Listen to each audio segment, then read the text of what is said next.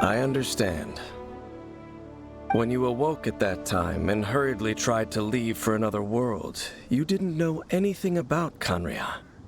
But now, since you have come to gain some understanding of Teyvat, you are able to guess that the war you witnessed all those years ago must be the war that ended Khaenri'ah. Am I right? Ah, if that's the case, you must have been flipping through all sorts of books during our adventure these past few months. Before going to Mondstadt, you had just looked at some vague materials. Later, we managed to gather a whole bunch of old books from all around Mondstadt and Liyue, but you told Paimon they were useless. So, the whole time you were just trying to learn more about Khaenri'ah so you could find your brother? Oh, yeah. You can travel around the 7 nations to find the 7. But where can you go to find a nation that was destroyed 500 years ago? I probably know more about Khaenri'ah than both of you. Khaenri'ah was a nation without a god. Not because it had a god that died or abandoned them, but because it never had a god to begin with. It was a powerful nation, built purely by humans. An unprecedented, flourishing, and glorious civilization. It was the pride of humankind. A nation without a god? Later events unfolded just as you remember. It was all destroyed by gods.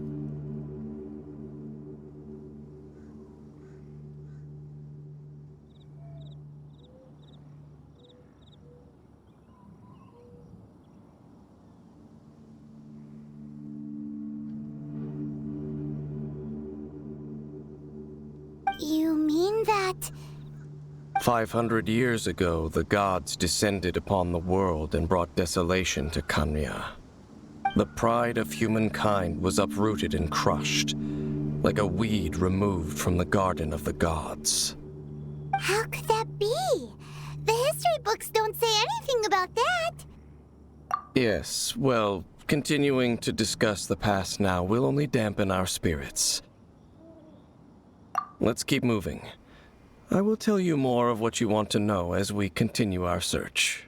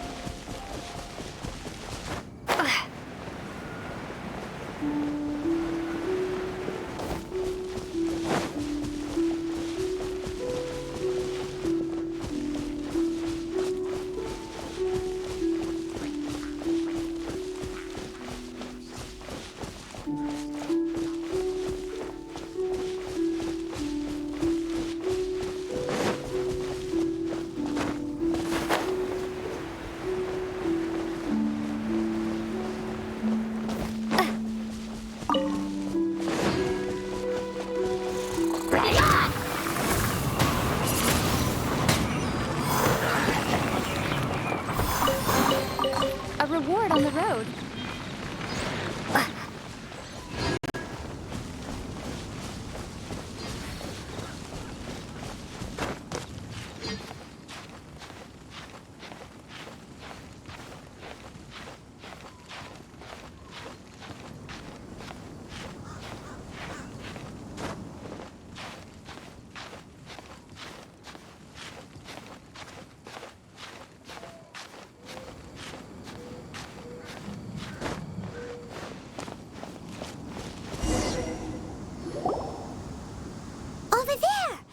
More ruin guards and abyss mages.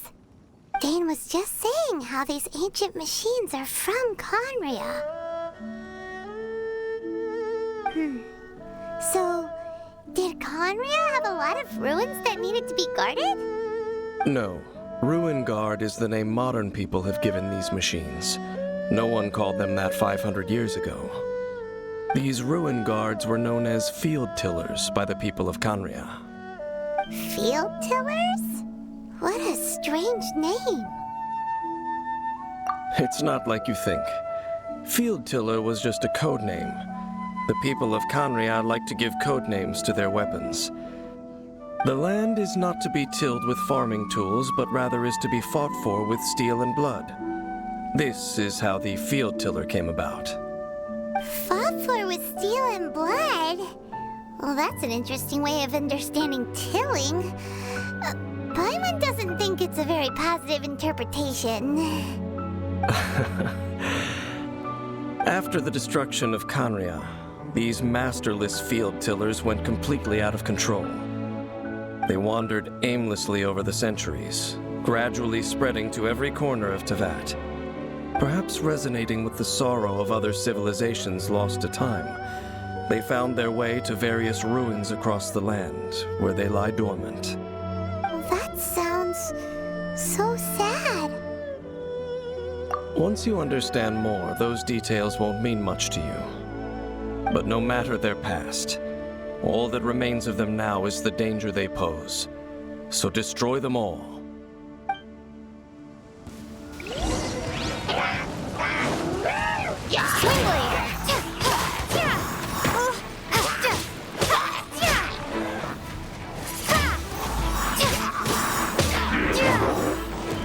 Oh, so sorry.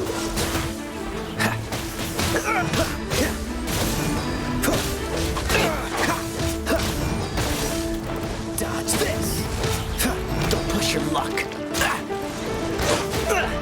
Time to fight.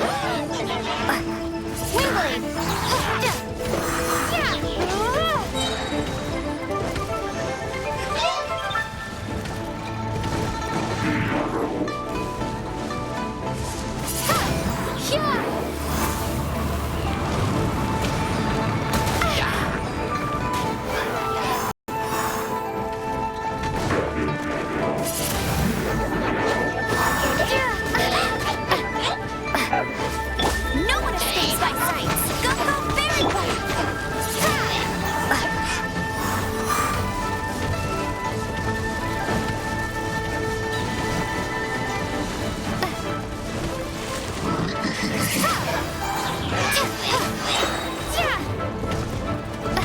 Prepare to be blown away. Steady as stone.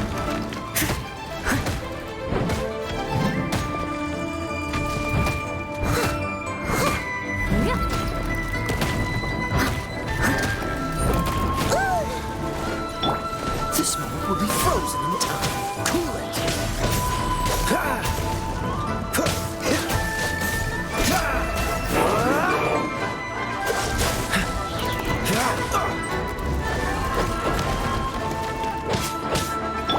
I must leave no stone unturned, as a dutiful maid would.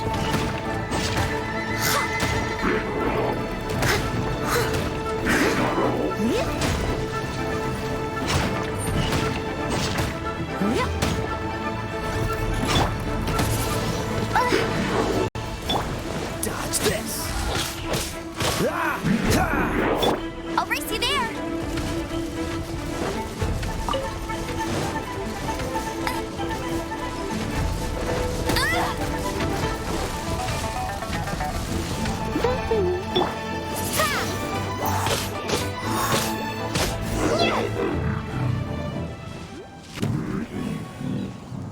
Huh? This abyss maze dropped a talisman. Could it be a communication of some kind? This talisman seems connected to the Abyss Herald. But why would an Abyss Mage be carrying it? Perhaps it really does contain information about their operation. But Paimon can't read the writing on it. Is that the script of Canria? Engulf the faith of the enemy in flame, and bring glory to His Highness the Prince. What? Is that what it says? Loom of Fate, initial operation. The Abyss, seem to be carrying out a large operation. The keyword here is Loom of Fate. It seems like they are still launching the operation, or rather, are still conducting preliminary tests. Loom of Fate? What's that? Is it literally a fate-weaving machine? From the horrible feeling Paimon's been getting, those eerie ruins are super likely to be related to this fate-weaving operation. So, Dane, what message does this talisman contain? I'm reading it now. An ambitious operation. But some parts are difficult to understand. How so? In short, the first phase of the plan is related to Osile, Overlord of the Vortex. The Overlord of the Vortex? You mean that god in the ocean? What do they want with Osile? I know of your past heroics regarding Dvalin, and I also know of the Abyss Order's role in the Storm Terror incident. Though you may not have been aware of it at the time, you were thwarting an Abyss Order operation similar to this one. Last time it was Venti's old friend. This time it's a huge ancient god. The Abyss Order keeps setting their sights higher and higher. Will the Abyss Order use their lies and dark magic to corrupt Osile, just as they did Dvalin? No. From the contents of the talisman, this operation goes one step further. They won't just corrupt Osile's mind. They also plan to use the ancient technology behind the field tillers to completely transform Osile's body. Is that even possible? So wait, the Abyss Order wants to make some sort of cybernetic squid god of mass destruction? Very few people today truly understand the civilization of Khaenri'ah. Though, of course, the accuracy of that understanding itself is difficult to judge. Only the Abyss Order has consistently sought out the remnants of Khaenri'ah. Despite being far from human, they seek out this lost human civilization quite persistently. The talisman's message states that they will use the defiled statue as a base, attaching Osile's limbs to construct a mechanized god. And the new core that shall replace the orb usually held by the Statue of the Seven is the eye of the very first field tiller. The eye of the very first field tiller? Oh, Paimon gets it!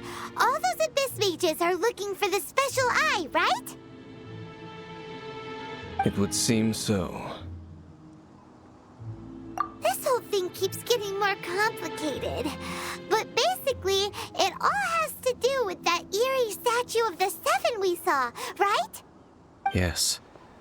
According to the talisman, the eye should be placed in the hands of the defiled statue, thereby imbuing the newly born god with the power to topple the divine thrones of Celestia. Oh boy, the Abyss Order sure isn't holding back with this plan. Since no one knows where the first field tiller is, how about we take the information about the statue as the starting point for our investigation? Yeah, that tone-deaf bard is too difficult to track down anyway. Let's go to the cathedral first and ask around. Maybe we'll learn something. The cathedral. Huh? What's the matter, Dane? Nothing. Let's get moving.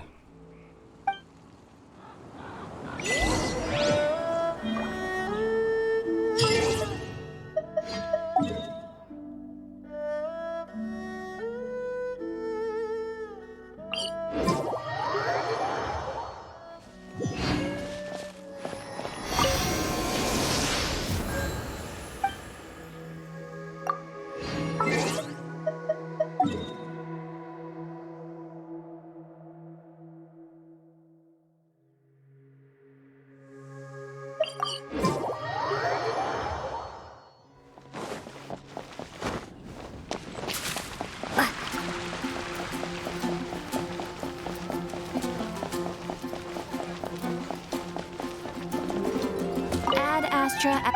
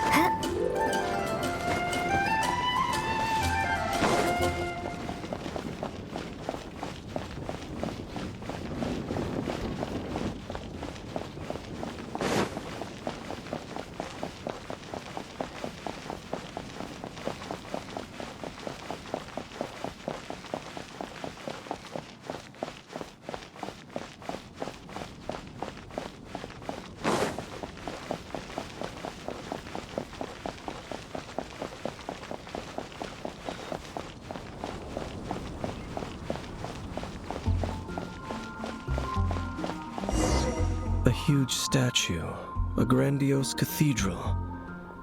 The people of Mondstadt clearly spent a great deal of resources and energy to construct them.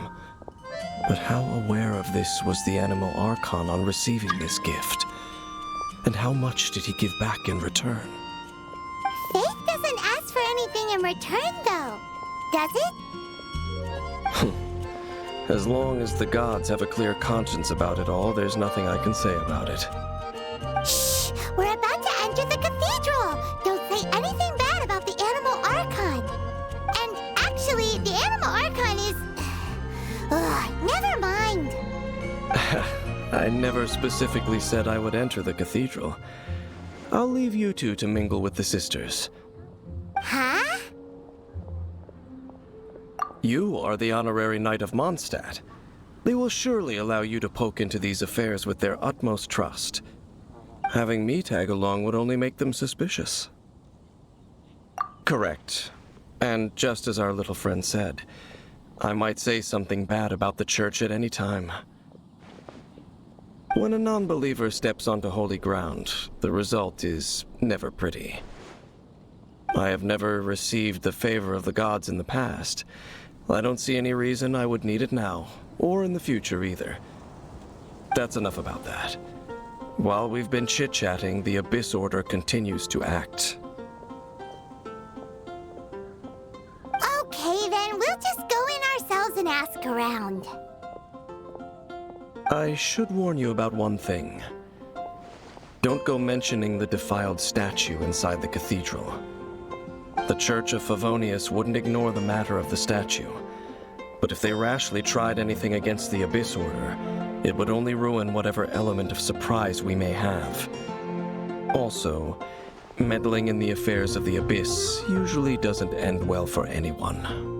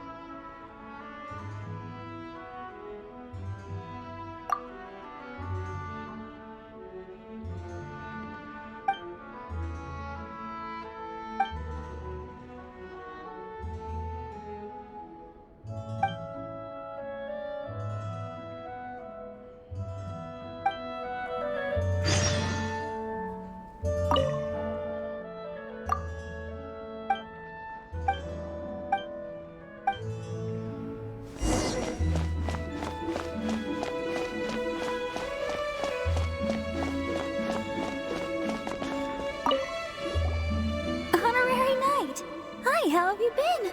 Do you need anything today?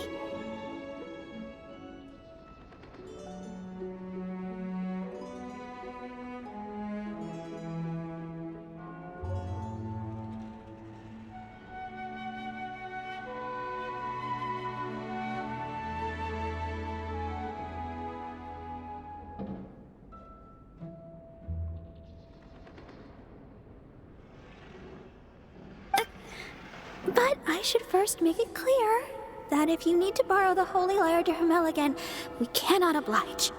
It seems she hasn't realized it's just an illusion. Oh, we're here to ask some questions about something. Barbara, have you heard about the first field tiller? What's that? Field tiller. What does it do? Of course you wouldn't know anything about that. Okay, next question. Has the church ever lost a statue of the Seven? Huh? You're here to ask about that old story? Well, I didn't expect that. That was such a long time ago, barely anyone mentions it nowadays. A long time ago, there was indeed one statue of the Seven that disappeared one night without a trace. Nearly every member of the church joined the search for it, but it was never found. In the church's records, as you might assume, this incident has been called the Lost Statue of the Seven. Of course! Of course? Nothing? So do you have any other clues? Paimon means any other strange stories? Sorry, Barbara, but we can't tell you about the statue we saw just yet. Like Dane said outside, it's for your own good. Other strange stories? I'm not sure. Let me think about what other unusual incidents are in the church's records. Oh, the Tyrant's Final Fury? No, that's from another time. Probably unrelated. The Tyrant's Final Fury? Oh, this refers to a time of great danger that engulfed Old Mondstadt, the place now known as Storm Terror's lair. Many, many years ago, there was a time when balls of fire would rain from the sky whenever anyone approached Old Mondstadt. Balls of fire raining from the sky? How terrifying! People at that time believed it was a curse laid down by the god of storms, so they referred to it as the Tyrant's Final Fury. This strange phenomenon continued for about a year. No one was ever able to solve it. It just gradually ceased on its own. Right. Later, the theory of the Tyrant's Final Fury became less probable in the eyes of the church. Common reasoning dictates that the god of storms wouldn't shoot fireballs. Perhaps it was something else that caused the disaster. Anyway, this incident might not be related to the lost statue of the Seven, but I just can't think of any other strange incidents that might be. It's okay. Thanks anyway. There's that pointless word, thank you, again. I can never get used to hearing it. Oh, Rosaria, it's you. If you're looking for the Knights of Favonius, they're busy with those monsters again. Those monsters? Those monsters that tried to attack Mondstadt last time during the Storm Terror incident? Wasn't that the Abyss Order? They're at it again? Indeed. They're gathering in Wolvendom, causing great unrest among the wolves. Could it be that the Abyss Order is targeting the spirit of Lupus Boreas? As for what purpose, I can't say for certain. Master Jean has already headed off to Wolvendom. I must also begin to make a move myself. Then I will go as well. Master Jean said you should stay at the church and continue your work with the clergy. But you're also a member of the clergy. Right. We'll go give Master Jean a hand. Oh, okay. If the honorary knight will be there, then... But please, everyone, be careful. May the Animal Archon protect you all.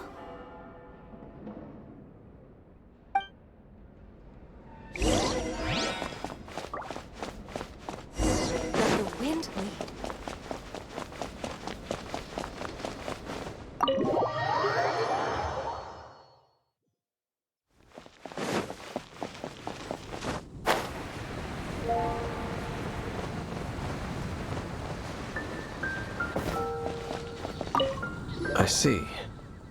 Has the Abyss Order already launched a new operation? This could very well have something to do with the defiled statue. We should go as well. But what is the Abyss Order going to Wolvendom for anyway? Are they looking to do the same as they did with Dvalin? Not again! No, that's not likely. Unlike Osile, who was just suppressed, Andreas died long ago. Today, it is just his spirit that stands guard over Wolvendom. The Abyss Herald may just be targeting the spirit of Andreas in an attempt to garner some information from one of the Animo Archon's old companions.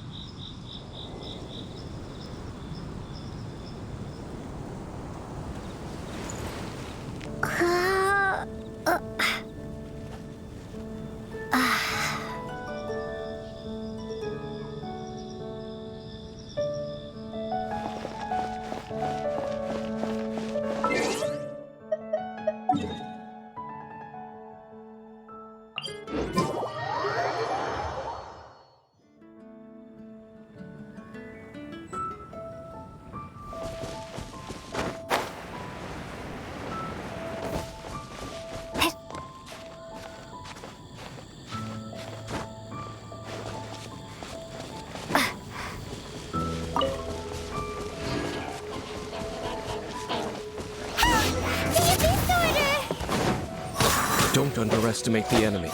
Let's take them now.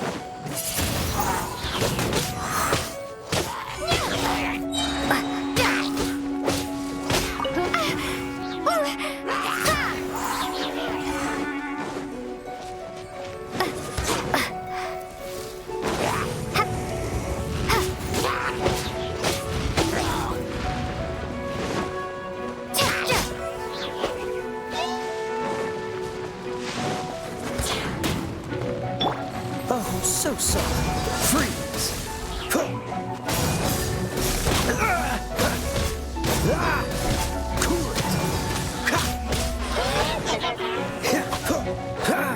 Be gone!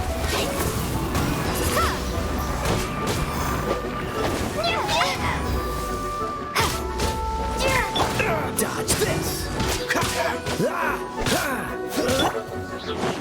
Windblade!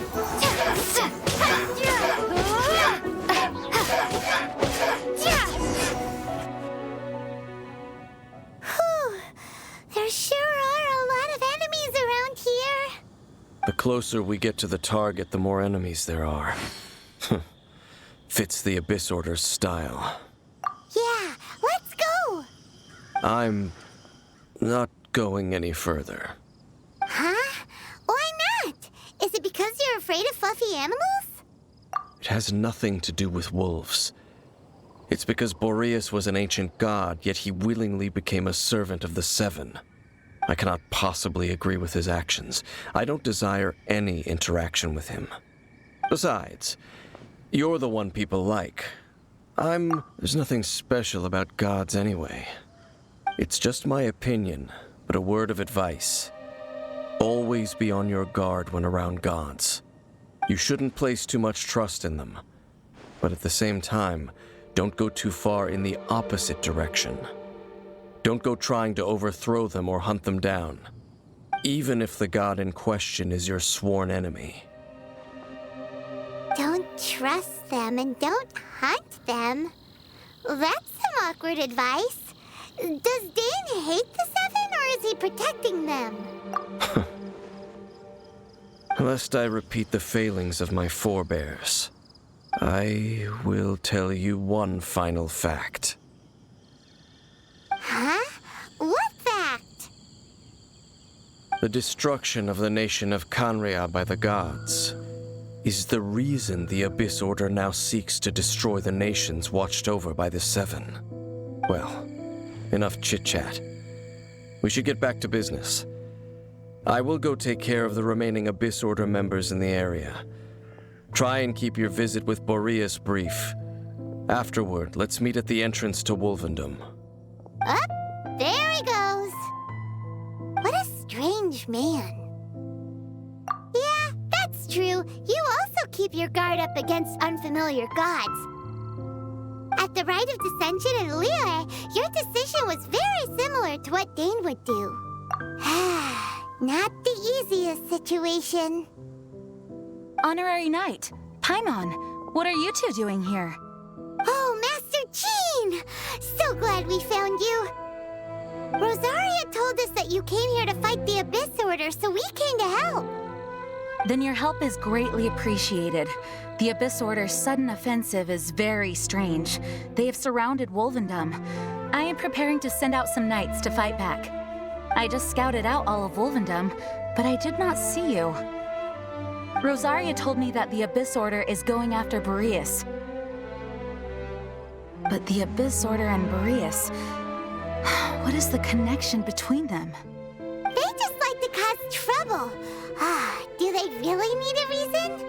The Abyss Order already went after Dvalin. It's not too surprising that they would also go after another one of the Animal Archon's buddies. That is true. Regardless, whether the reason behind the present threat is clear or not, I will handle the situation. Honorary Knight, please go and check if Lupus Boreas is in any danger. This god's spirit...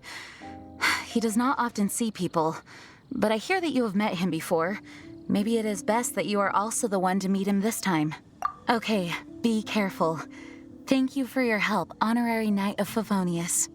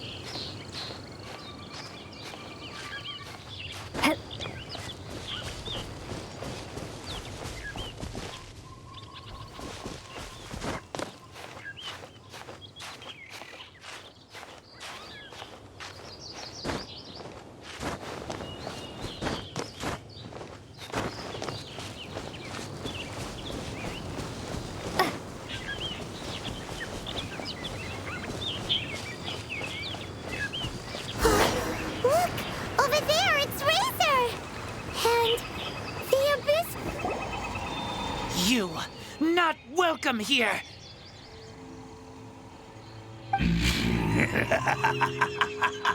So, the wolf's wretched spirit likes to raise wild pups now.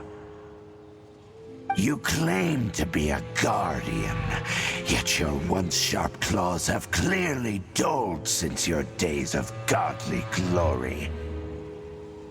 If you serve us, we can restore your divine powers you once held in the past. Lies. Lies. What the heck is this ceremony?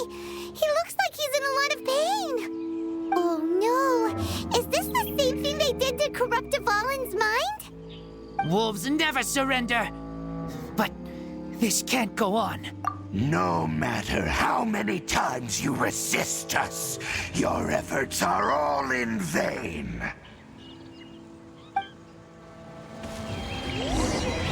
Bow before the abyss! Let it rain. Not so hard. Freeze!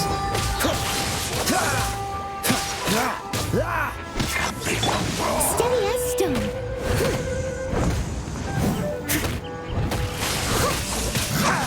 I'll race you there.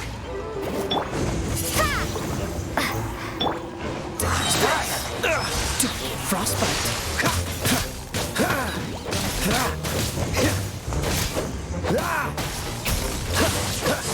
Don't push your luck.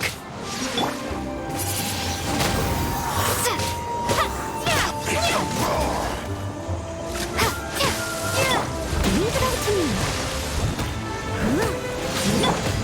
The end is nigh. Cool it.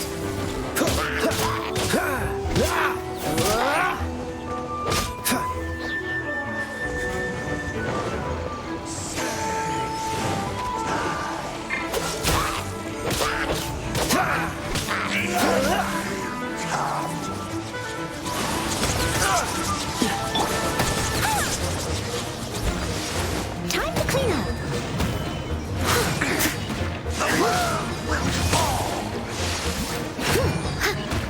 The end is nigh.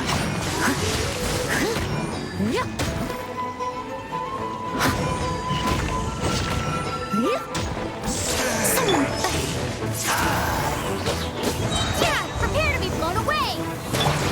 Dodge this. Steady as stone.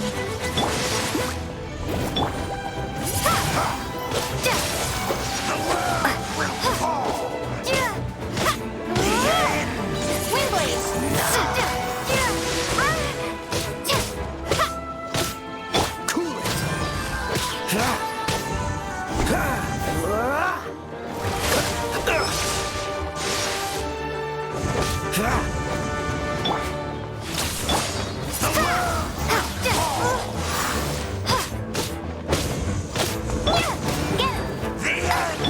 Leave it up to me.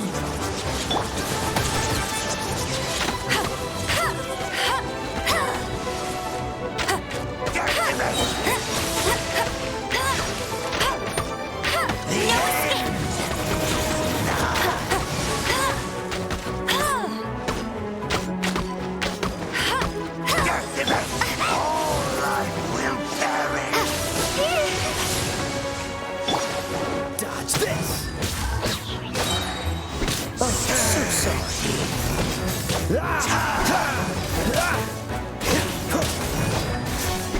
Freeze. The ceremony was interrupted. How fortunate for you. How does an old spirit have such determined will? No matter. This is but a small unforeseen variable. Our grand scheme will not be affected.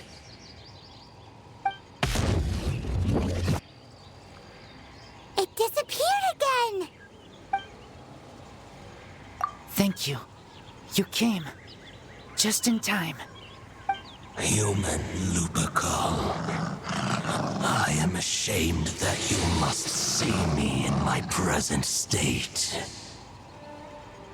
But still, the Abyss Herald underestimated my strength. Lupus Boreas never refuses trial, but scary outsider, not respect trial rules. I too didn't see the trap.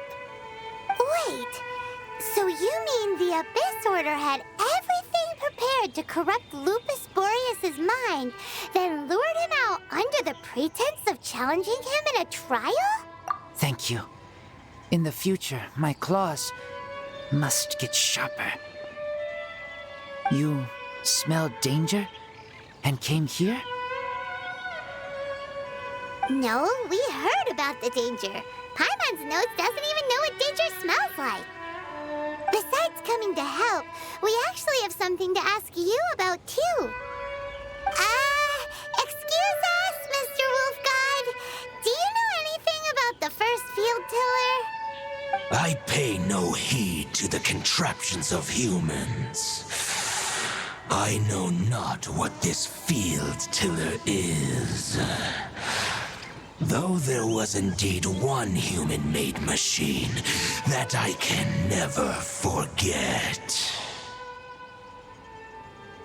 It entered into my proving ground by accident, and I mistook it for a challenger. But it could not think, only fight. It was designed as a pure killing machine from top to bottom. I eventually damaged it greatly with one of my attacks. Before it fell to the ground, it fled the proving ground. By the sounds of it, it's possible that could have been the very first field tiller, right? Yes, it could spin, leap high into the air, and even shoot fireballs. Although no match for a god, it was stronger than even many who wield visions. Fireballs? Hey, didn't we hear this somewhere else recently as well? Anyway, this pretty much proves that the first field tiller came to Mondstadt, doesn't it? It sounds like the first one was way stronger than the mass-produced ruin guards that came after. But in this story, it was damaged at the proving ground while fighting the Wolf of the North. Don't know, but did we help? Yes, you were a big help. Thanks. We need to keep investigating something super important. The Abyss Herald may have left, but the Abyss's forces are still attacking. You two be careful. Yes, I smell more danger. Bigger danger. You too, also be careful. Well, that was some good intel. Quick, let's go tell Dane.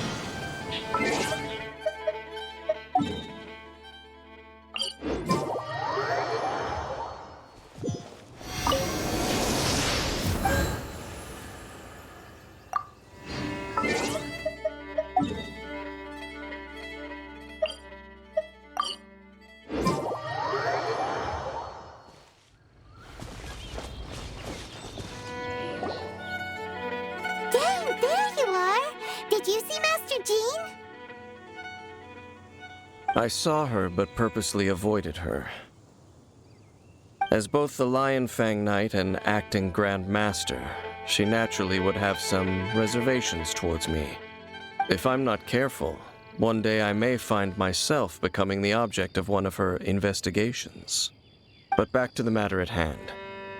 I defeated some of the Abyss forces, but wasn't able to gather any information. Did you have more success?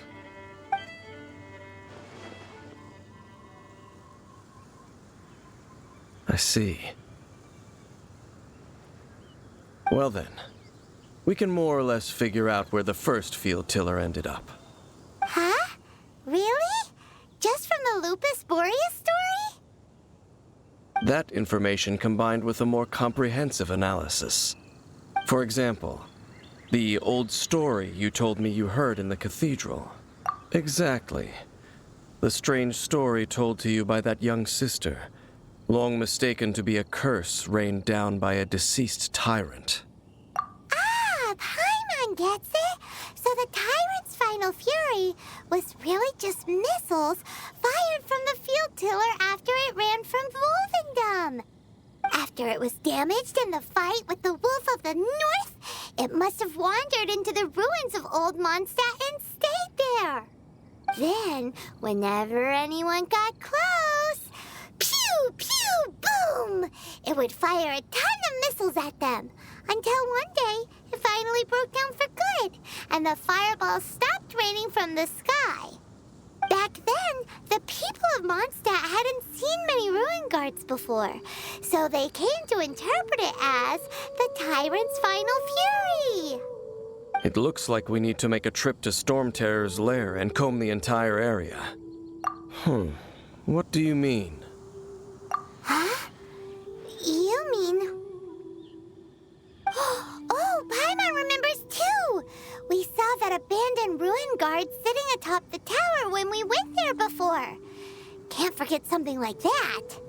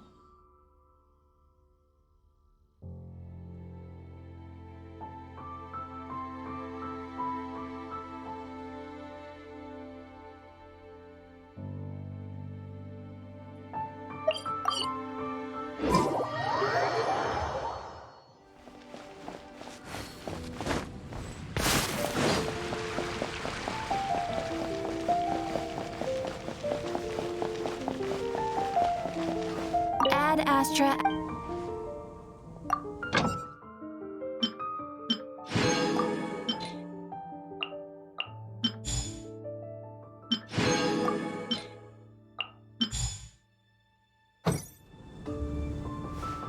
Ad Astra.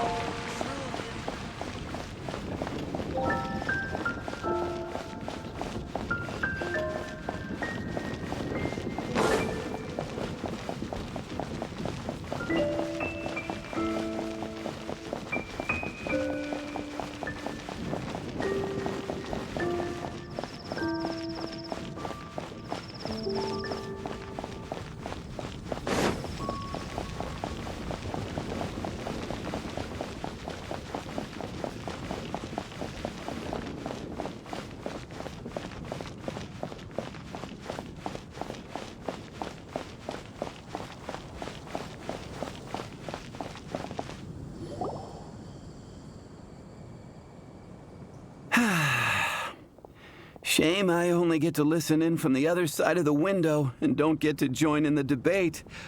I'd love to give my 2 cents. Say what? What's up? What's up? Paimon wants in. Recently, all the customers at the tavern have been debating the exact same topic. Who is the strongest fighter in Mondstadt? The strongest fighter? Must be someone who can floor a whole gang of hilly churls with just 1 punch. Wow. Then it really must be tough to become the strongest of all. But anyway, is there like a general agreement in the city on who it is, or? Expecting people to come to a swift and straightforward consensus in the City of Freedom is like expecting fisherman's toast to drop out of the sky. Everyone's got their own opinion, backed up by a unique set of cherry-picked information. But let's be honest, that's what makes the discussion so impassioned and entertaining. Mainstream opinion is polarized, with most people supporting one of 2 candidates. One is the Dandelion Knight, the other is the Dark Knight Hero.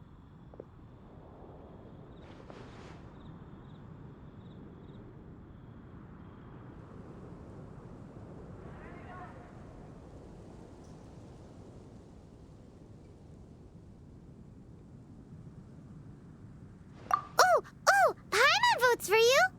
But let's go into the tavern and talk to the patrons. Maybe we'll pick up some juicy gossip. Oh, I do envy your life of leisure. But don't mind me, of course. I guess I'll just get back to work.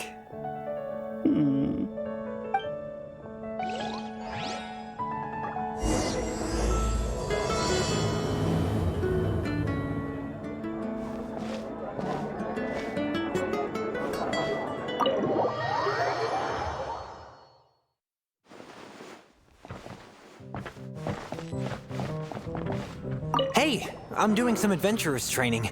Alcohol tolerance training, to be precise. Want to join me? You want to know who I think the toughest fighter is? In my opinion, that would be the finest adventurer of them all, Stanley. Guildmaster Cyrus is up there with the toughest, too. But only Stanley can take on the bloodthirsty beasts of the Mare Javari. Bloodthirsty beasts of the Mare Javari? Sounds terrifying. Do you think you'd be scared if you were faced with one of those? Yeah! Bam! Wham! Pow!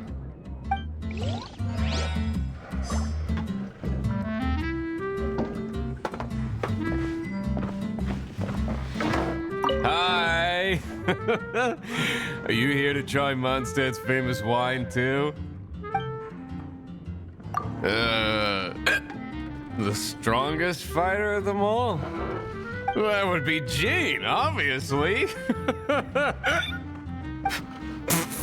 Why? Grandmaster Jean is so strong. She can take out a ruin guard with just a few slashes of her sword. And she could wipe out the 3 hilly churl tribes at Dada Upa Gorge all by herself. Otherwise, we wouldn't have such a carefree existence with nothing to do. It's true that Jean makes people feel they're in safe hands. Meanwhile, this guy is drunk as a skunk.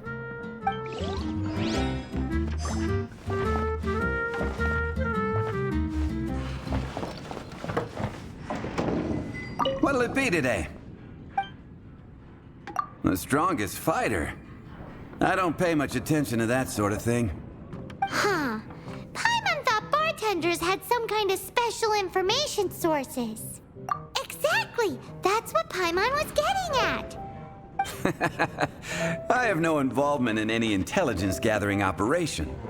But if you made me pick someone, it would be the Dark Knight Hero. I've heard some stories about him. Apparently, he once rescued a city dweller from the Abyss Order. There it is! The barman's top secret intelligence! Speaking of the Abyss Order, their minions are really stirring up trouble all over the place, aren't they? What would you like? Hey, amigo.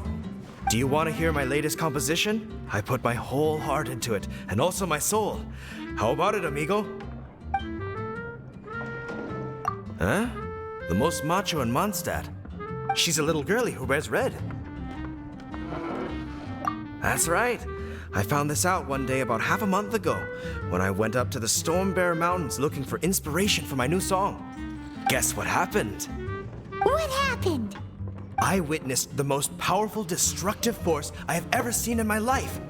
I'm telling you, it completely changed the whole landscape in that part of the mountains. Holy moly! I was hiding behind a bush and I saw this little girlie in red clothing running into the distance, leaving a trail of destruction in her wake. But I don't know if anyone will believe me. Now that you mention it, the idea of a tiny little girl wielding that much destructive power is a little far-fetched. You want to know what I think? I think she has a treasure nobody else knows about. Maybe even the most powerful treasure in all of Mondstadt. Did you say treasure? Did Paimon imagine that, or did you hear it too? It's just a guess. I mean, no. It's a bard's razor. How can you say such a thing? So, this girl, what's her name? I do not know her name. I do not see her often in Mondstadt. Hey, I'm telling the truth. You gotta believe me. Doesn't sound like much to go on. But thanks for your intel. Patton was right about one thing. If everyone's got their own opinion and can't be persuaded, how are we ever gonna find out who Mondstadt's strongest fighter is? Eureka! Paimon's got it! Let's go see what Jean says. Bet the Knights have got an official ranking to come on! Let's just go and ask already!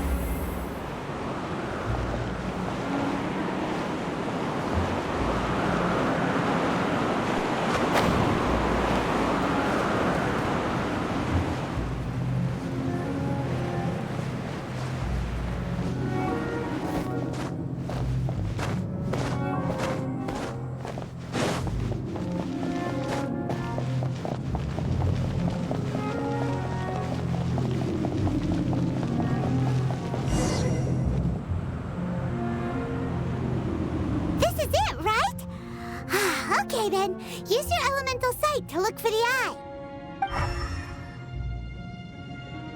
Ooh, so what did you see? Huh? Nothing? Oh, but Paimon was so excited.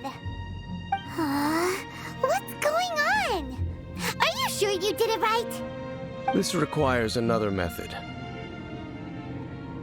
Using elemental sight on a field tiller is of no use because it is not powered by the elements. Let me give it a try.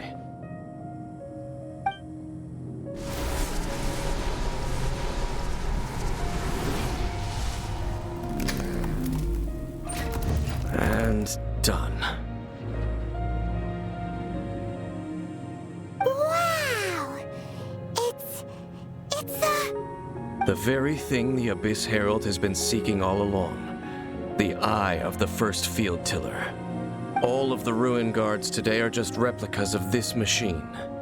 As the prototype, its combat capability was unrestricted. prototype? Oh, Paimon doesn't know that word. Is it another ancient term from Conria?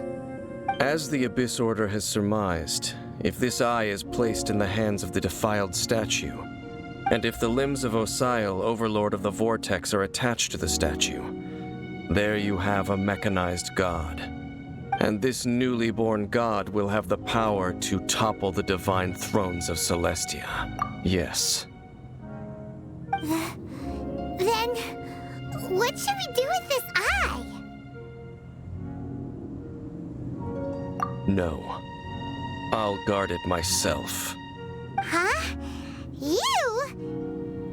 Dane? You won't go and do anything crazy with it, will you? You may doubt me if you wish, but I must ensure it does not fall into the wrong hands. No matter where we may hide it, they will find it.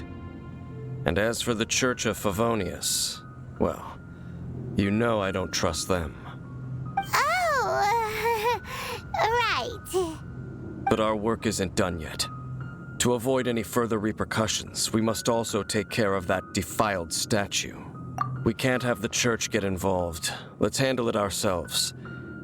As for what I mean by take care of it, naturally I mean to completely destroy it. Destroy it? That's a statue of the Seven! As well as being a really important cultural relic, they're actually divine too!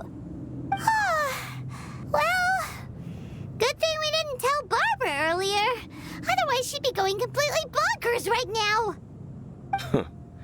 Do the Seven really expect me to help them look after what belongs to them? Let's go back to those ruins and destroy the inverted statue. If we are lucky, we will also run into that Abyss Herald. I'll make sure it doesn't get away this time.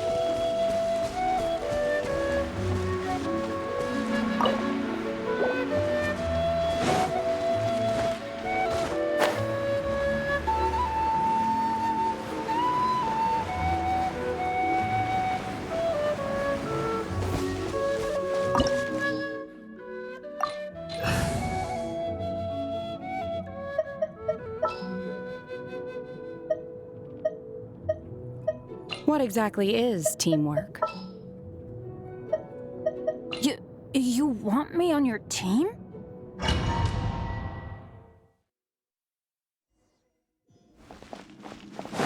So after all that running around, we end up right back here again.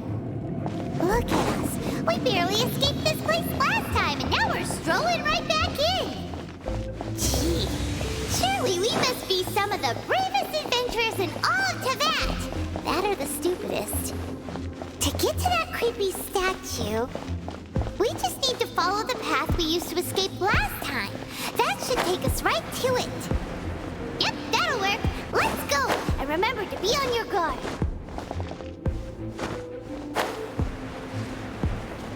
Yeah.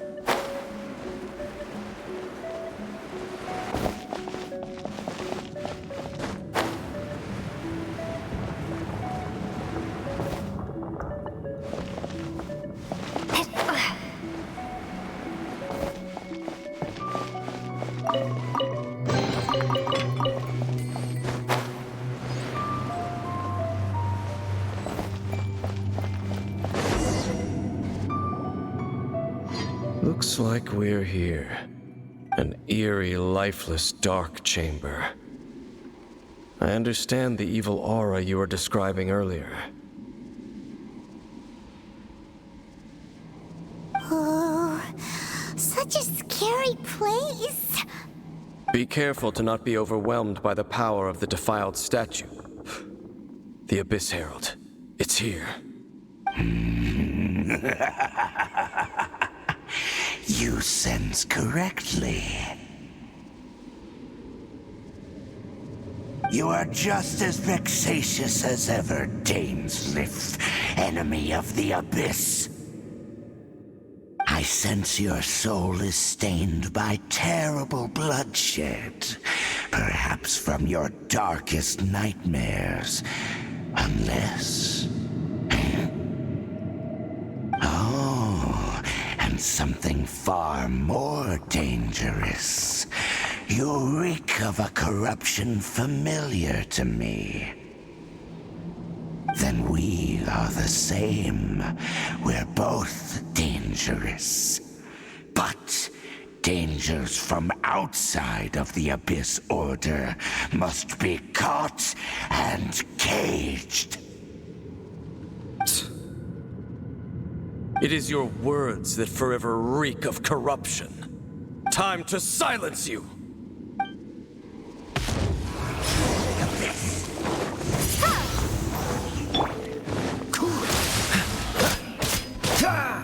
Let's light it up!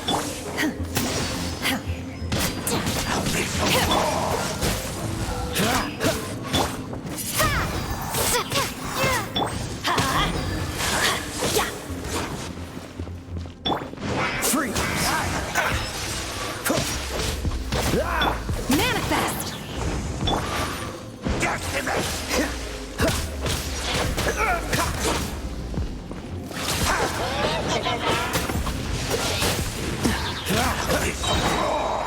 This move will be frozen in time.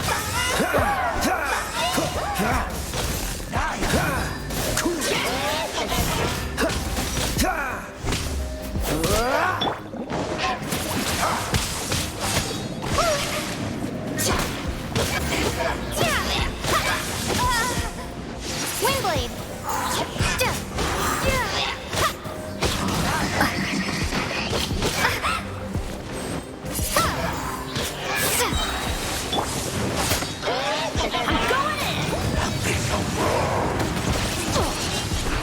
Let's light it up!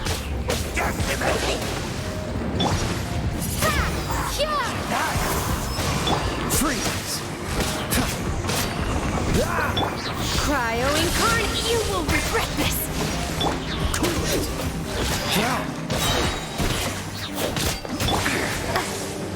Windblade! Oh, so sorry. Dodge this!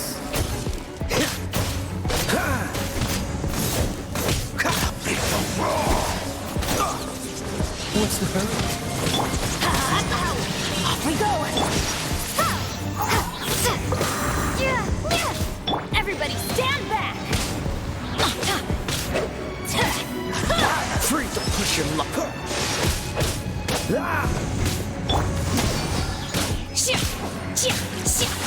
Prepare to be blown away!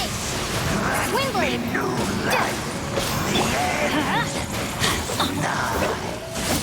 That's gonna hurt in the morning.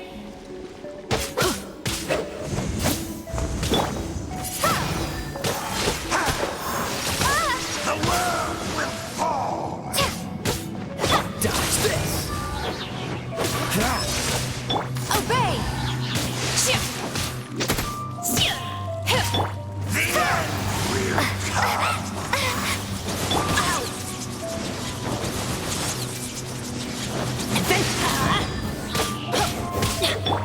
Frostbite! Freeze!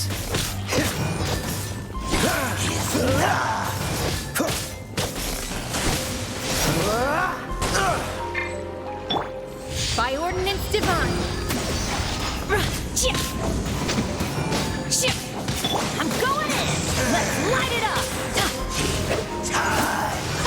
Cool it!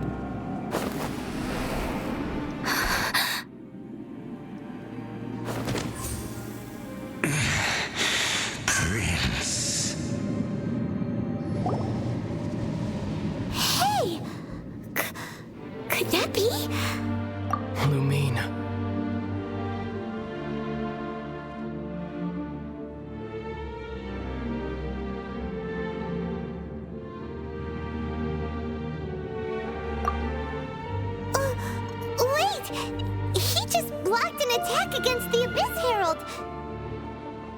Your brother and the Abyss? Lumine, why are you with Dane? Uh-huh. Your brother knows Dane? Ether, we meet again. What's going on here? Dane knows him too? You shouldn't team up with this man. He is my enemy. Ether.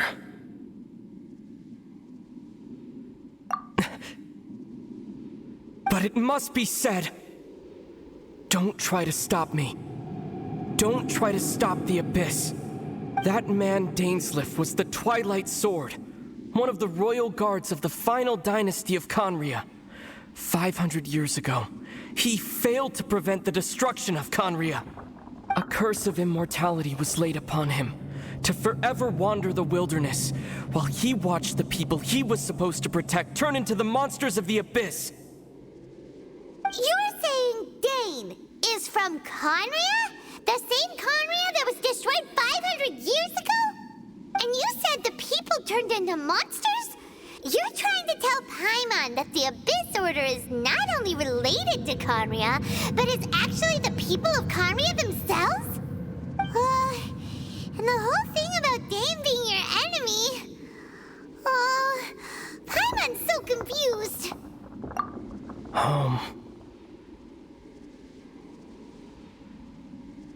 Yes, of course.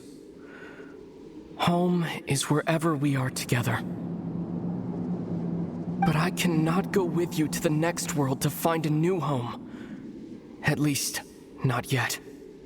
Until the Abyss has engulfed the thrones, my war with destiny will see no end. Listen to me, Lumine. I have already traveled through this world once. Once you reach the end of your journey as I did, you will see for yourself the true nature of this world.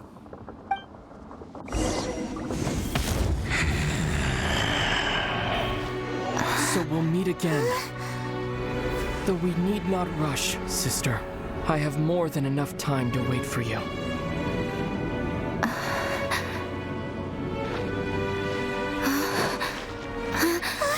We have always had enough time.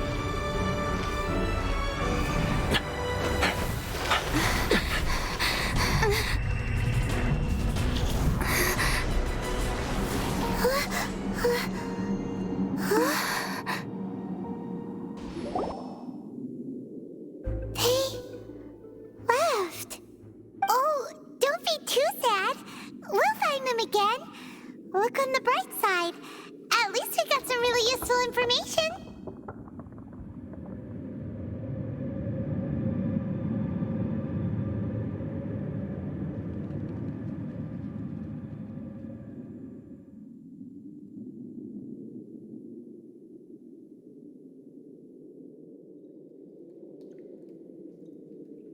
Really?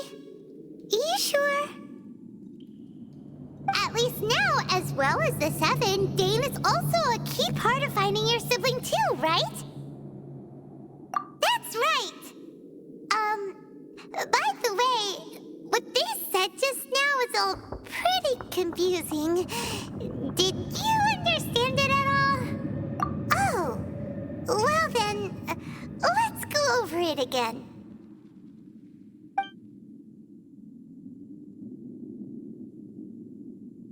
First off, that Abyss Herald called your brother Prince. It seems like your brother is leading the Abyss Order. Even the Abyss Herald answers to him. Still, we don't know for sure if he's the highest ranking leader in the organization. Also, your brother said that he wants to engulf the thrones and go to war with destiny. What the heck does that mean? Could it be he wants to destroy the Seven and the Seven Nations? Next thing, turns out the Abyss Order monsters are really what the people of Conria turned into after their nation was destroyed. This story is just plain terrifying. And Dane is from Conria too! He witnessed its destruction 500 years ago! But he didn't turn into a monster, and now he's fighting the Abyss Order. So that's why your brother said that Dane is his enemy, right? But if the monsters of the Abyss are the same people that Dane protected all those years ago, then why is he enemies with the Abyss Order now? Also, how come after all this time we've spent searching for your brother, it turns out he's on the side of the Abyss? What's up with that? Yeah, you're right. Then we can't let ourselves get down about it now. Our journey's not over yet. Let's get a move on. Time to leave this terrible dark place and get back to the surface where the sun shines bright. If your brother wants you to reach the end of your journey, show him what you're made of. Come on, traveler, let's go.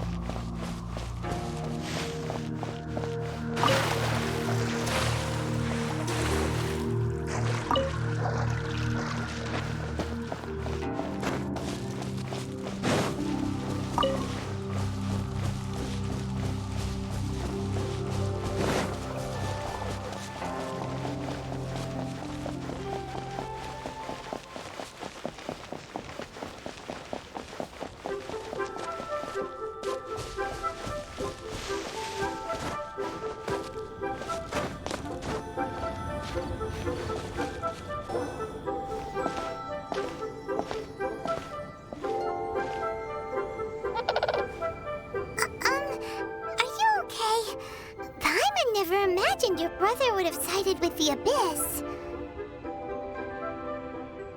Well, keep your chin up. Paimon believes in both of you. And when the going gets tough, the tough get going.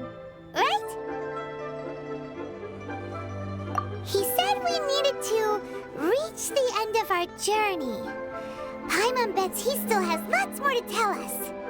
And we won't find out what this journey is or where it will end unless we keep going. Aw, don't mention it, partner. Travel buddies are supposed to look out for one another. Although, where should we go next? If we want to continue with the journey...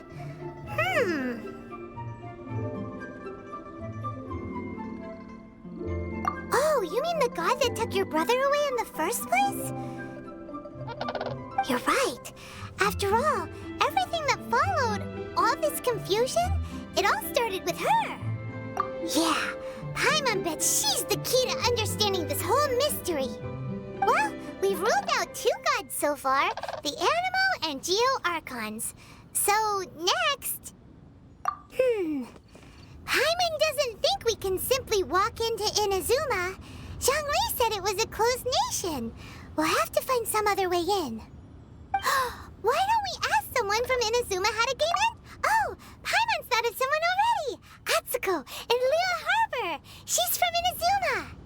Let's see what she has to say.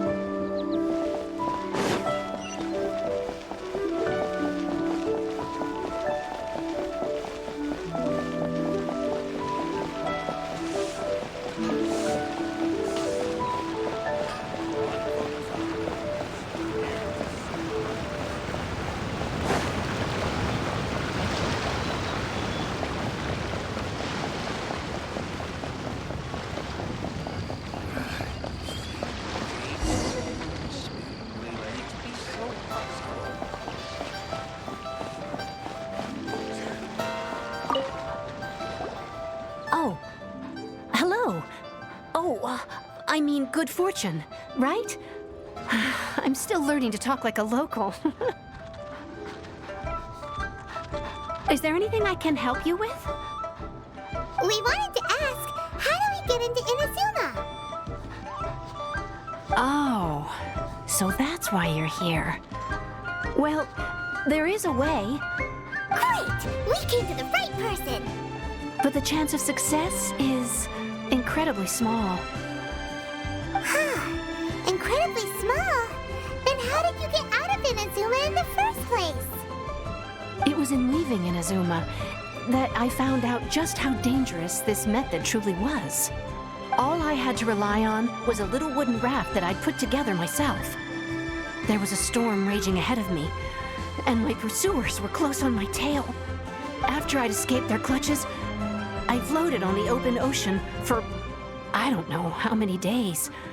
My rations and fresh water supply soon ran out, and I remember getting to the point where I was sure I'd reached the end. Then, I blacked out. But, to my surprise, my journey didn't end there. Or to put it another way, a new beginning found me. That's right. I escaped by the skin of my teeth. The fact that I'm even alive to tell the tale must be a sign that the gods were watching over me. What a horrible journey! And you set off knowing how dangerous it was? Why? Well, because everything is just too restrictive over there. The atmosphere is so stifling. The Kanjo Commission subjects everyone leaving or entering the nation to a protracted approval process, and I felt like I didn't belong there. Kanjo Commission? What's that? Along with the other two commissions, they oversee everything in Inazuma. We usually collectively refer to them as the Tri-Commission. I suppose they're equivalent to the 8 trades under the Liyue Chising. One of the obligations of the Kanjo Commission is to conduct rigorous identity checks on all individuals leaving or entering Inazuma. All non-nationals are processed centrally on Rito upon arrival. Meanwhile, the Tenryo Commission is responsible for implementing the recently promulgated Vision Hunt Decree. They act like the executive arm of the Raiden Shogun's rule. Loyal, yet unfeeling. It doesn't feel good to speak ill of my home like this, but after spending so long under that oppressive atmosphere, I begin to lose all hope for the future. What I mean to say is, unless you have an extremely compelling reason to go to Inazuma, you should abandon your You should know that the sea around Inazuma is engulfed in a perpetual tempest of wind and rain. Supposing you survived that, you would still need to get past the samurai guards that enforce the Sakoku Decree, the closed nation policy of Inazuma. And even if you did manage to find a way, you'd still have to produce the necessary documentation at the Rito Center for processing Outlanders. Otherwise, you'd be kicked out immediately. Seems like they really don't want anyone setting foot in Inazuma, huh? They only set that up as a port to guarantee a supply of goods and information to the island. Most Outlanders would be unable to acquire the documentation needed. But if you really are set on going, there is one thing you could try. The raft idea sounds a little on the dangerous side. Plus, Paimon would definitely get seasick. That's not what I meant. You could ask someone from the Crux Fleet if they have some way of getting you to Inazuma. They're well known in Liyue.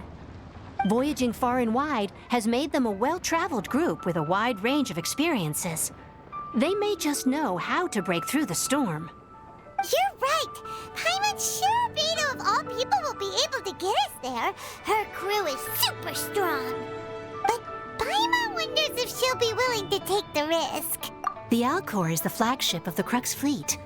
I heard that it's currently anchored by Guyun's Stone Forest on a supply run. This might be your best chance. Then there's no time to lose. Let's go find Captain Beto.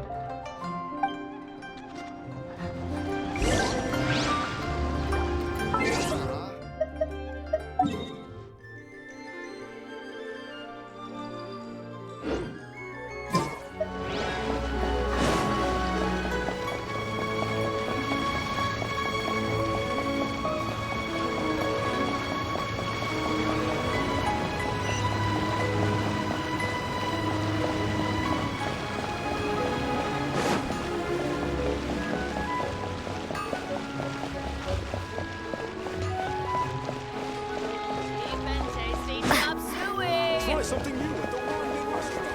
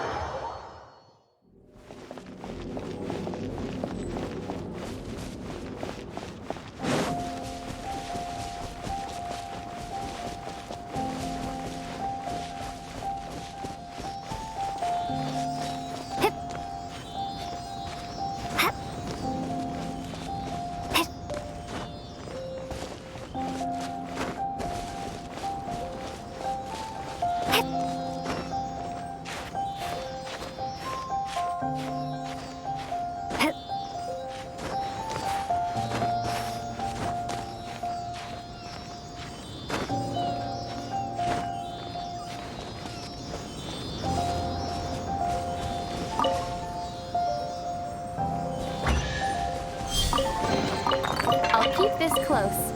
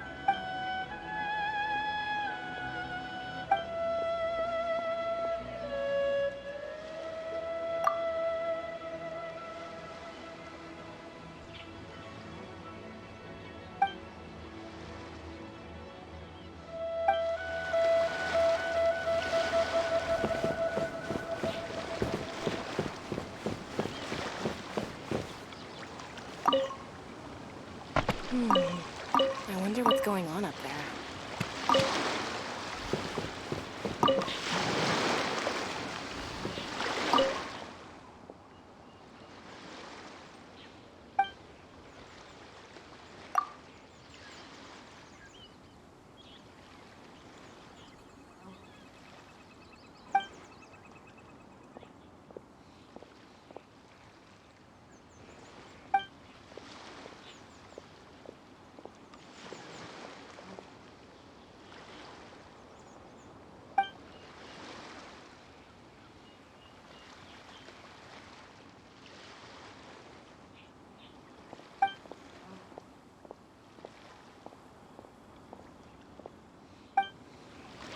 Ahoy there, mateys! Time to set sail! The sound of the ocean waves.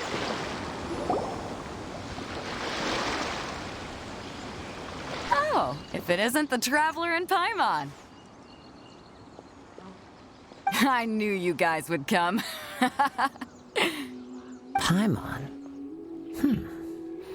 What a fascinating being. You two give off not only the essence of wind and earth, but also of...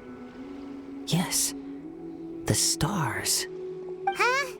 The fragrance of what now? That's the weirdest compliment Paimon's ever heard. Pay it no heed. I mean only to say I am certain that it is by fate, not chance alone, that we should meet. And that gives our encounter meaning. You're not far off, but they go by a different name in Inazuma. I prefer other means of entertainment. This young man is Kaidahara Kazuha, a temporary addition to my crew for reasons I won't bore you with. Occasionally, he opens his mouth and flowers come out instead of words. With this fine ship and the soft sea breeze, would it not be romantically irresponsible of me not to acknowledge it with a line or two of poetry? Oh, I can't argue with that. Okay then. Once the clash is underway, I'll give you a chance to perform. Only if the mood takes me, of course. Poetry for poetry's sake tends to lack meaning. Hey, you don't want to pass this opportunity up too easily, especially seeing as our great hero here might be in attendance. Oh, wait a minute. What's the clash? Also, just to clarify, by great hero, do you mean? Huh? I thought you might be here to sign up. You're telling me you've never even heard of it? The Crux Clash is a martial arts tournament that I hold. There'll be a whole bunch of folks taking part to showcase their talents. There are 2 important rules. 1, competitors must be renowned fighters.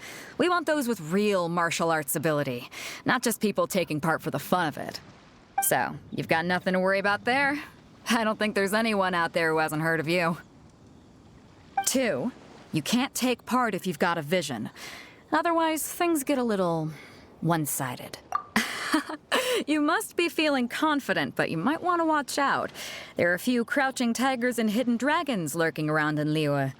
And with Liyue's savior taking part in the tournament, now that's gonna turn a few heads. I think we can expect a healthy turnout this time. But we didn't come here to take part in a martial arts tournament. Well, before you dismiss the idea completely, you might be interested to hear that the prize this time round is particularly sought after. Get this. It's a masterless vision. Supplied by myself, as a matter of fact.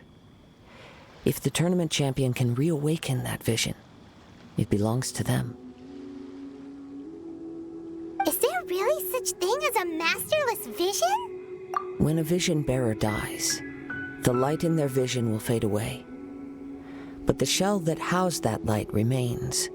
As for whether this shell has any practical application, well, this remains to be seen. But my intuition tells me that while it remains in the world, it may just be possible for someone else to inherit it. Yep, and the way I see it, a vision is a badge of recognition from the gods. So if anyone's able to rekindle it, it's gotta be an individual of exceptional strength and talent. Organizing the clash is my way of uncovering hidden talents. And hopefully this time, getting a vision to glow again. So if you don't have a vision, this is the perfect opportunity to get your hands on one of your very own. Yeah, we're interested in getting to Inazuma, not fighting in some tournament. Inazuma? You want to go there? Well, why didn't you say so? Inazuma? No sweat. In that case, if you win the tournament, I'll give you a choice. Masterless Vision, or a ticket to Inazuma aboard the Alcor. Up to you. You just want her to take part in your tournament! What's wrong with that? The more talent we have, the better the tournament will be. I couldn't let a competitor like you fall through the net. What are we gonna do? Looks like we pretty much have to do this tournament if we want to get to Inazuma, huh? Great. Then let's get you signed up. Head to the tournament arena in Guyun Stone Forest. Kazuha and I will be over soon. It seems like it will only be a matter of time before the answer is revealed.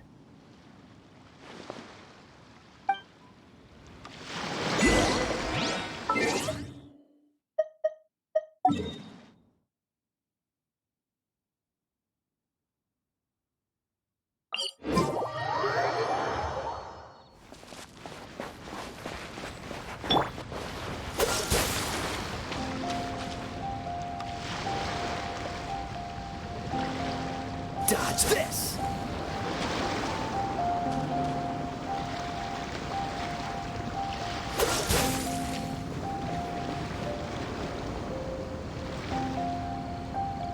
Freeze!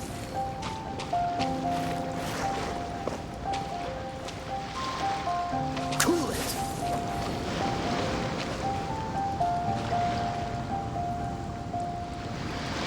Freeze!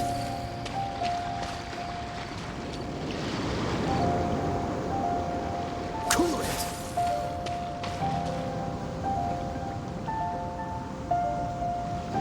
Freeze!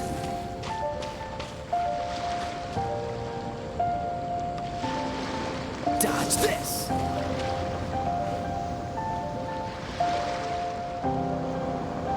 Cool it!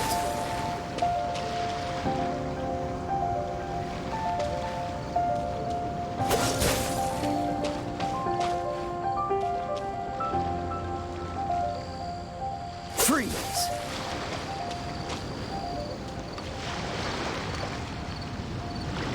Cool it!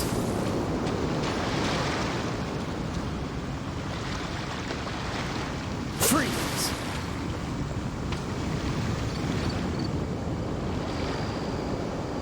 Dodge this!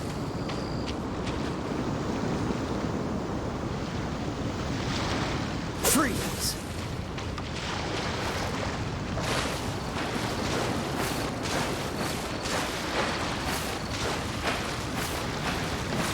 Before we sign up, let's see who the other competitors are. Beta said that they had to be renowned fighters. Who will we be up against?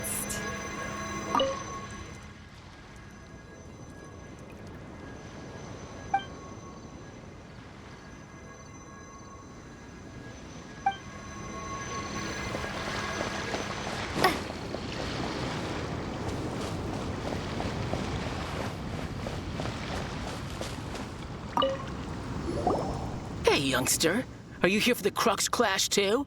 If so, seems I found myself another new adversary. So you're also here for the tournament? You better believe it. I wouldn't be here if I didn't think I could walk away as champion. For me, obtaining a vision is the final and most important piece in the puzzle that is my life. No. It's not about what I want to do. This is about who I want to be. I am looking to become a perfect person. I know how that sounds, but let me explain. I've lived a successful life so far, without any setbacks.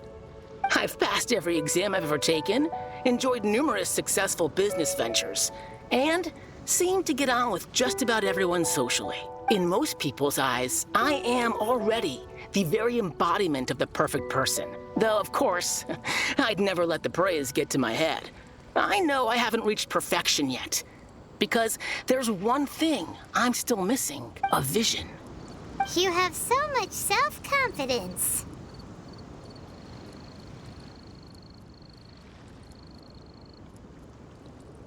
That's not important. I have a contact in the Crux fleet who was happy to vouch for me, so they very kindly made special arrangements on my behalf. I've also brought along a bit of an entourage for moral support. It's such a blessing, really, to have so many good friends in my neighborhood. Of course, I also put in a few good days' practice, concentrating mostly on rare and esoteric styles of Kung Fu. As a high achiever by nature, I'm confident I've done enough to guarantee my victory in this tournament. Ha! You don't mince your words, do you? The arena will be the judge. Now then, if you don't mind, I need to finish my pre-competition routine. It's not too long now before you'll get to see me in action.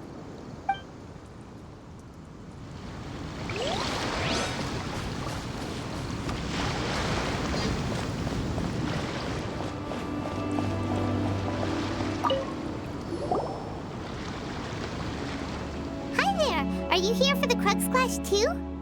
That's right. Nothing beats real-life combat for honing your skills. That's what our master taught us. But this tournament is more than just a chance to put training into practice. It's also a chance for us to obtain the masterless vision. Exactly. With a vision, we'd quickly become our master's top students. This master of yours must be pretty incredible, huh? Are they someone famous? Famous? He's the founder of the Lingshan clan, and his skills are unparalleled. Liang and I are both proud disciples of his. You probably wouldn't have heard of it. It was founded quite recently. The clan is nowhere near as famous as the master himself anyway. He's got to be a grand master or something. He's created many different styles of kung fu, and countless other clans have borrowed extensively from him. To the Lingshan clan, he teaches a special technique known as force dispersal. Force dispersal? It's a type of breathing exercise where you can train yourself to harness the energy around you and neutralize attacks without moving an inch. For example, our master can use it to alter the path of an attacking fist, or change the direction of an incoming stone, all without breaking a sweat. One time, he sent a challenger flying into the air without lifting a finger. It sure is, but it's extremely difficult to cultivate this ability. We've been training for ages and we're still getting to grips with the very basics. There's no way we could use it proficiently yet. We're clearly not that naturally gifted, or we would have at least gotten the gist by now. If we don't start making progress soon, we'll probably run out of money to pay the tuition fees and still have nothing to show for all our training. There's a tuition fee? Of course! This is a Grand Master we're talking about here. He doesn't have time to waste. If you want face-to-face training, you've got to show you're sincere about it. But here we are, having trained under him directly all this time without even a hint of improvement. Master is getting increasingly impatient with us. Recently, though, we heard that a vision bearer joined the Guhua clan and made pretty much instant progress in their training. So, if we can get our hands on a vision too, maybe we can finally make our master proud. Well, we have to try something new. Otherwise, we're stuck in the same situation. Exactly. It can't hurt to try. And if it turns out it does work, the Lingshan clan will go down in history. Folks will come from far and wide. Heck, we could even become the dominant martial arts clan in all of Liyue. See you in the arena.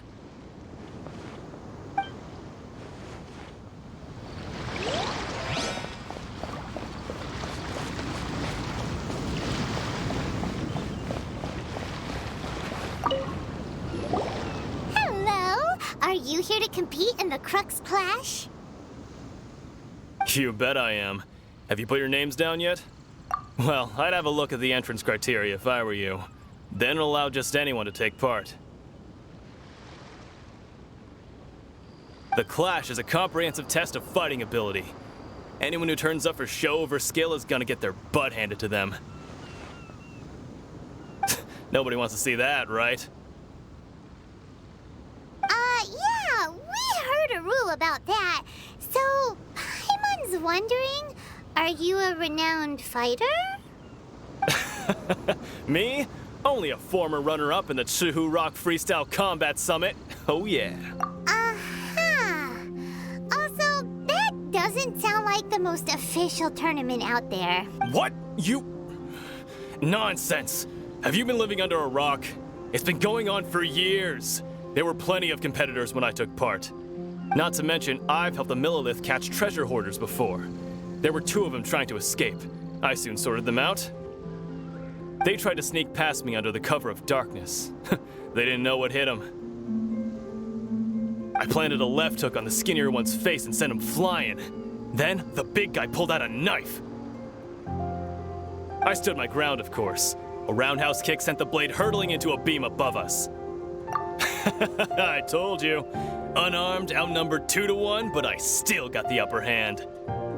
I'm not saying I came out completely unscathed, of course, but the fact remains that I did manage to subdue the both of them, and hand them over to the Millilith. I received quite the commendation. Oh yeah. But for us, even 4 or 5 treasure hoarders at a time is all in a day's work. Alright, we're gonna keep looking around. I'll see you in the arena, but I don't plan on losing to a pair of children anytime soon. So, to recap, we're up against an inflated ego, some gullible guys paying way too much for their kung fu classes. Chink's a village arm wrestling champion, huh? All right, you're signed up. Next, please. What's your name? Wait, aren't you? Did I hear that right? Is it really them? Huh? Aren't they a vision bearer, though? Why are they trying to enter the clash? I have to ask, aren't you the traveler that helped Liyue fight off that ancient god? It's really her! The one that spoke with Lady Kuching at the rite of parting. Oh, I wonder if I can get her autograph later. I trust you are aware that only those without visions can enter the tournament? Really? But from what I've heard, the things you're capable of in combat are nothing short of extraordinary. You walk into the most dangerous situations imaginable, face off against all sorts of monsters, even the Fatui, and always come out on top. Yep, she still doesn't have a vision though. See for yourself. My apologies. I didn't mean to be rude. I'm sure a great hero like yourself would have no reason to lie. Now, could I ask you to provide a few claims to fame? It's just a formality for you, of course, but I have to make a record of competitors' achievements as part of the sign-up process. So far, I've got defeated the ancient god Osail, so that's one. Do you have any others? Yeah, and also a dragon too! Put down Battle with Storm Terror. Whoa! Might as well declare her the champion already. I wonder if it's too late to withdraw. Okay, that's plenty. Actually, this is the most dazzling track record I've ever seen. By a long shot. Right, your registration is complete. Now, a brief word about the prize. A great hero such as yourself can surely only be here for one thing. To win the tournament and claim the grand prize, namely, a vision. Oh, we're not here for that. We're here because Captain Beidou promised to take us to Inazuma if we win the tournament. There's another prize, too? Oh, first I've heard of it. Beidou must have upped the stakes this time to attract top talent. But why would anyone want to go somewhere as dangerous as Inazuma? I see. So, I take it you discussed your terms with Beidou in advance, then? Well, nobody expected you to sign up to a tournament like this. I can hardly believe it myself, to be honest. Anyway, the qualifying rounds are about to begin. I'll leave you to your preparation. Hey, so Paimon's thinking about that whole no vision bearers rule in this tournament. Even though you don't have a vision, most people in Teyvat think that you can't manipulate the elements without one. So Paimon thinks you probably shouldn't use your elemental abilities during the tournament. You know, just to avoid any misunderstandings. In any case, looking at the competition, it should still be pretty easy for you to win, even without using any elements, right? All right, it's showtime! You got this! You seem like you're raring to go. Are you ready to compete? Good. Then please follow me into the arena.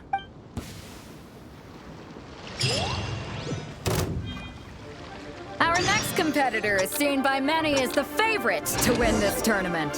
Her first bout begins now! Seems like you've got a pretty good chance of winning this thing. You? You're the hero they're talking about? Come on, let's go. What a strange guy. Why was he so confident to begin with? Well, now that we've won, let's go and see Beidou. She'll probably have something to say to us.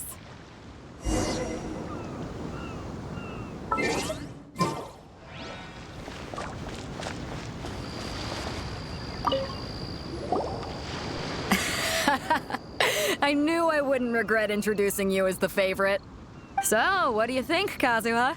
She totally dominated that guy and did it with style, too. Impressive. But I also observed our favorite exercise some restraint, as if to protect the opponent from serious harm. Well, I fought my fair share of battles, both big and small. And I say, after the show she put on just now, she's more than convinced me of her ability. So come on. We all know you've got a wide vocabulary in there. Can't you spare a word or two to congratulate our up-and-coming champion? All right. Let me think how to aptly phrase these words of praise. You fought well. All right then.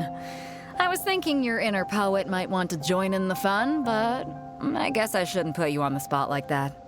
You know, a lot of competitors came to me saying how surprised they were that Liyue's hero was entering the tournament. And since you signed up, we've had many others do the same, with more than a few top-tier fighters among them. I'm sure lots of them are here to find out how they stack up against you. Well, since everyone sees you as the one to beat, I figure I should start treating you that way too. For one thing, we don't want you wasting all your energy in the early rounds fighting people who are well below your level. Not to mention, you must be itching to fight someone in your league too, right? So, I'm putting you straight through to the semifinals. Huh? But we only just started the qualifiers. Seems like a crazy system if we just skip straight to the semifinals. This is how Captain Beto works. You won't persuade her otherwise. Besides, at your level, you would have made it to the semifinals anyway. Huh. To be fair, Paimon was thinking that too. All right, I'm gonna watch some more of the tournament. If there's any potential contenders for you out there, I want to know who they are and what they're about.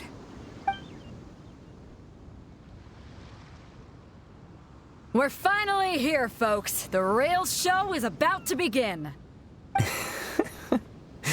The captain seems to have high hopes for this tournament.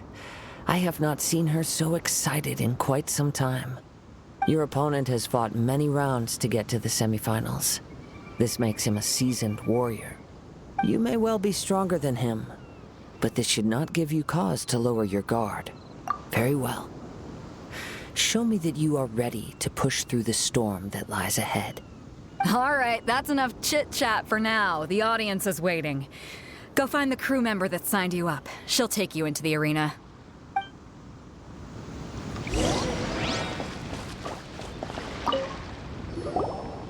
Your opponent in the semifinals is new to the Crux Clash, but he has quickly become the dark horse of the tournament. I do not doubt your abilities, but I would suggest that you make sure you are fully prepared before you begin. Relax. My girl's at the top of her game. She ain't gonna lose.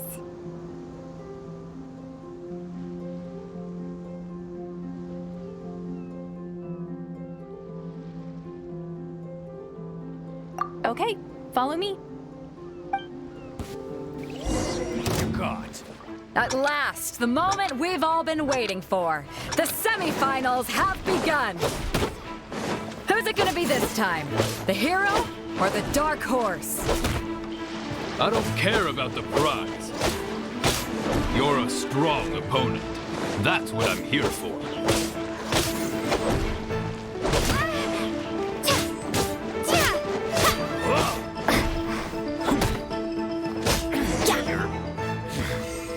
Good. I'm sweating all over. It's a good feeling.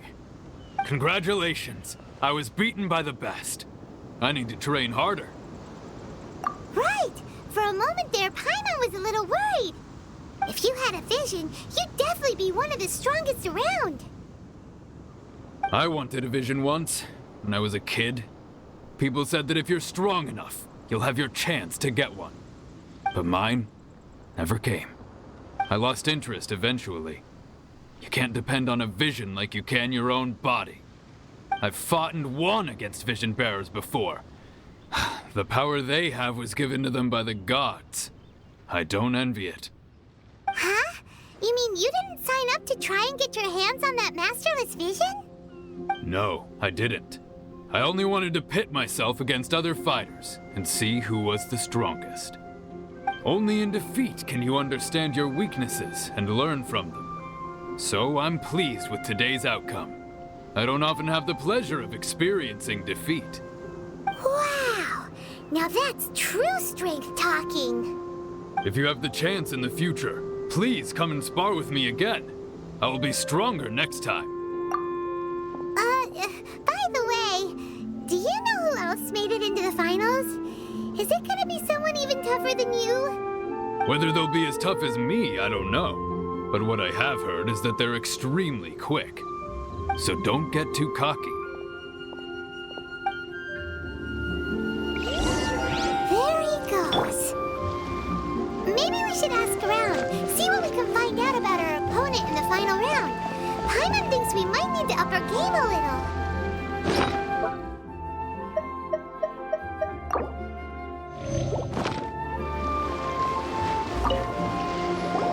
Ah, it's you!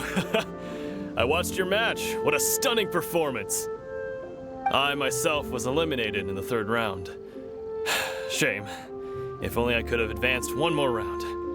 Maybe next time, huh? By the way, do you happen to know who else advanced to the final round? Why, yes. He's the same one who defeated me. He is a formidable opponent, quick on his feet and swift to take advantage of his opponent's missteps. I faltered for but a brief moment, but before I knew it, he had me on the floor. Given my stature, I have no fear of squaring off with physically strong opponents. But faced with a nimble, agile opponent such as him, I found myself completely out of my league. Still, I'm sure he'll be no match for you.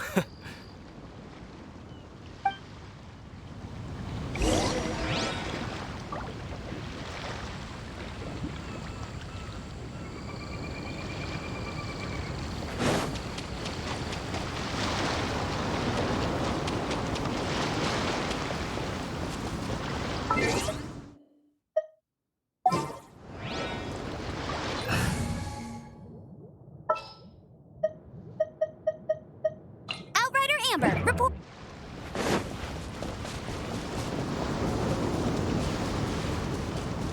Windblade.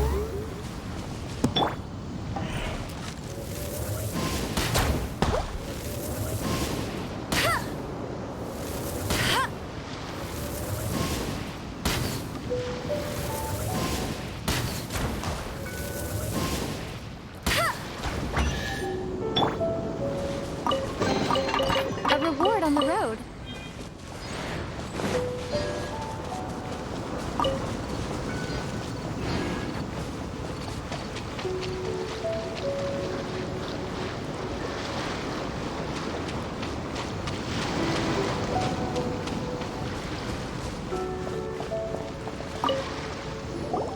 Hey there!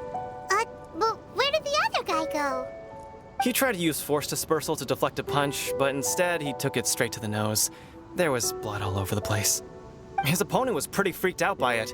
He kept asking him, "Why didn't you dodge?" But he was pretty much out cold by that point and couldn't reply. "Why don't you dodge?" they ask. Because to not dodge is the very essence of Lingshan clan kung fu. It's just that he hadn't quite mastered it yet. Don't even get me started. I spent all my energy helping him get from here to the boat to take him back to the harbor. But by the time I got back, my scheduled match time had already passed and I had to forfeit. I don't dare tell my master about this, otherwise I'd never hear the end of it. Sorry, I shouldn't be complaining in front of you like this. I'm afraid I'm still a bit out of sorts at the moment, so I probably won't be able to help you with whatever you were here to ask me about. Oh, all right then. Hope your buddy makes a swift recovery. Hang in there. Thanks, I'll do my best. We still haven't got any useful information yet. Maybe we can go talk to Beetle. Surely she's gotta know something.